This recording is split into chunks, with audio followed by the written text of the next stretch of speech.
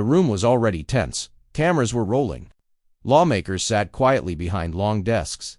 Staff members whispered to one another while flipping through stacks of documents. Every seat in the chamber seemed to be filled with reporters, legal analysts, and observers who knew something important might happen that day. At the center of it all sat Pam Bondi. She had been answering questions for nearly an hour. At first, the exchange sounded routine, the kind of back-and-forth questioning that happens in hearings all the time. A lawmaker asks a question. The witness responds. Another question follows. But slowly, the tone began to change. One congressman leaned forward in his chair and began pressing harder. His questions became longer, sharper, more direct.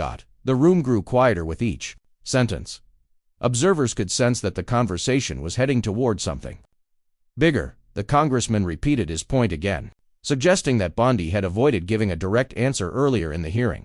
Some reporters in the back of the room stopped typing. Others lifted their phones slightly higher, making sure their cameras were focused. Everyone was waiting to see how Bondi would respond. At first, she listened without interrupting. Hands rested calmly on the table in front of her.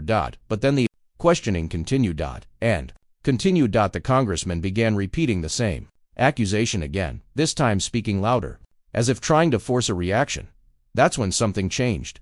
Bondi slowly leaned toward the microphone. The congressman was still talking, but suddenly she raised her voice just enough to cut through the room. Let me be very clear about something. The entire chamber froze. For a split second, even the congressman paused, and what happened next is the exact moment many people later said completely shut down the questioning. Within seconds, the dynamic of the hearing shifted. Some lawmakers leaned back in their chairs. Others looked down at their notes. Reporters glanced at one another, because Bondi didn't just answer the question. She turned the entire exchange around. And by the time she finished speaking, the room felt completely different. But to understand why that moment mattered so much, you have to go back to how the hearing started. Subscribe to the channel to see what happened next.